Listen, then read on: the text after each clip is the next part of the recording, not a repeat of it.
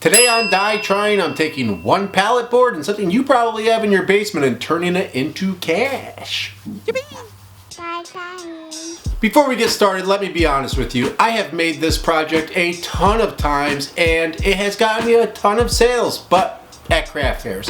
Today we're going to be trying to sell this on Facebook Marketplace because I don't have any craft fairs coming up and I need some money. Stick around to the end and you and I can find out together whether or not they actually will sell on Facebook Marketplace, but I think we'll get some sales. But let me be straight up with you, there is a huge difference between somebody that's coming to a craft fair with cash in hand looking for stuff to buy versus somebody that's scrolling through Facebook who is then going to have to drive over to my house to buy this item because I'm not driving to anybody's house for $30. But don't worry about the $30 because you can batch out 8 to 10 of these with one single pallet, which will give you anywhere between $240 and $300 for one pallet. Alright, so when it comes to making this project, the first thing you're going to have to do is break down some pallets. I use my jigsaw to cut apart these pallets, but you could pry them apart if you wanted to. It's just that with this project, you're not going to need anything much longer than this piece right here.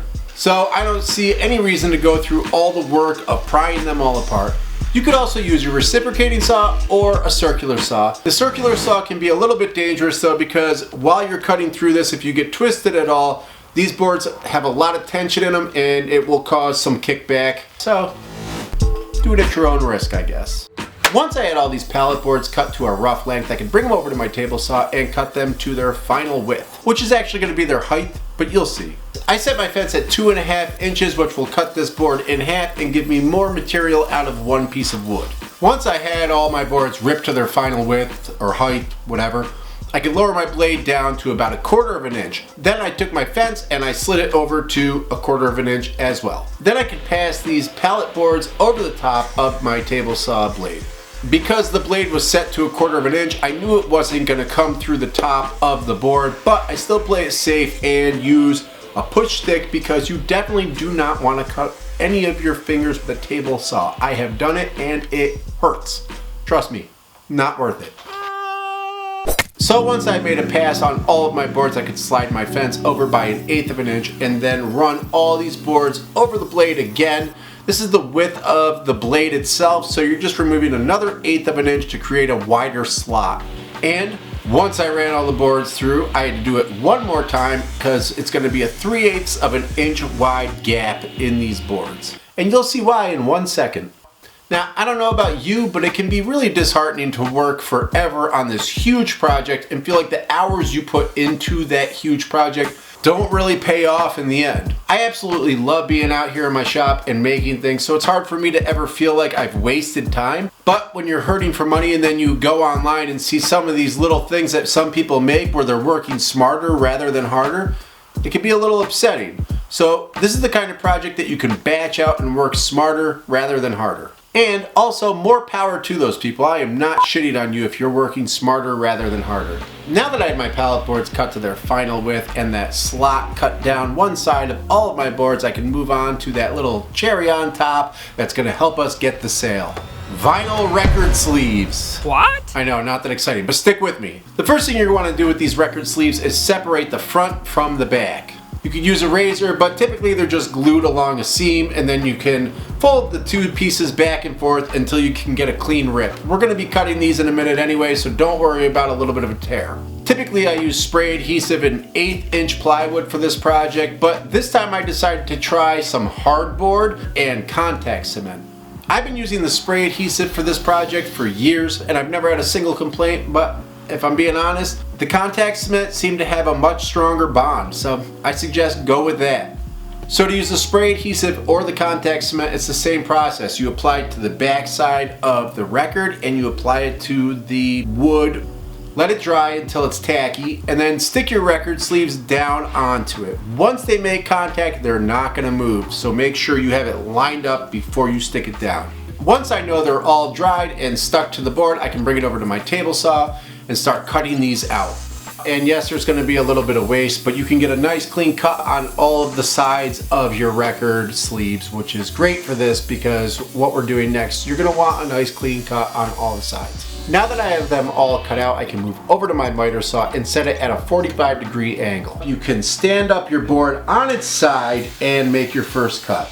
Then you can bring it back over to your workbench and take your record sleeve with that hardboard glued to the back and slide it right into that groove so that you can figure out where you need to make your next cut. Instead of trying to get an accurate cut by measuring the record sleeves in pallet wood, I use the record sleeve itself as my reference. I make my mark, then I bring it back over to the miter saw and cut my other 45 and just kind of creep up on that line. You don't want to go over the line because once you go over it, you're not going to be able to add wood back on, and now you have a piece of garbage wood that you can't use for anything. So make sure you creep up on it and take your time. I cut boards for all 4 sides of this tray. Oh, I don't think I ever mentioned that, but we're making trays. So you cut boards for all 4 sides of your trays. Sand the inside before you glue and nail these. And if you're going to be painting or staining, make sure you do that before you glue or nail this too, so that you don't get any paint or stain on your record sleeves. Add some glue and then use a brad nailer to nail it all together. And we're almost ready to put these on Facebook and see if they're gonna sell. The record sleeves are gonna need to be sealed so that they don't absorb moisture or get any stains on them. I usually just use spray poly once they're already assembled, but I pretty much just use whatever I have on hand. I do multiple coats to make sure that they're protected and easy to wipe down with a wet rag. When it comes to handles for these trays, I have a little bucket full of all sorts of drawer pulls that I can use for this. If I see any dressers or anything on the side of the road for the most part, including vinyl records, I have a tendency to bring it home, sort it into buckets, and get rid of whatever I don't want. But if you don't have drawer pulls laying around, these drawer pulls right here are so perfect for this. They have this real vintage look that really goes well with the records. So I suggest using these. Not to mention, I think they're only like $2 at Home Depot for a set. In this project, I also did a couple other styles of drawer pulls for handles, and they were a little more complicated. I might show them, I might not, I don't know. Because this video is really just about the idea of using records for the bottom of your trays to attract more attention to either your Facebook sales, your craft fair sales, or maybe even your Etsy. I don't have an Etsy, but I feel like these would do really good on there. I'm gonna post these all on Facebook for $30 each and see how many sales I get in the next week, and I will be back to you in 1 second for you, but a week for me. So I'll see you in a minute.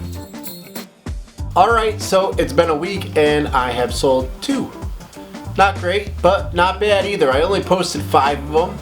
And I can take the other ones to the craft fairs with me, and I'm sure they'll sell there. And in the meantime, I'll leave them on Facebook because it costs me nothing. And if I get a sale, great. If I don't, no big deal.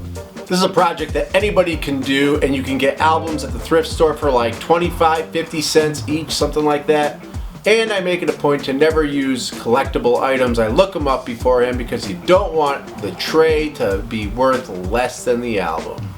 Bye, see you again, and have a good dream. Now that I had all of these boards cut to their final width and that slut oh man, I don't know why that got me, but it did.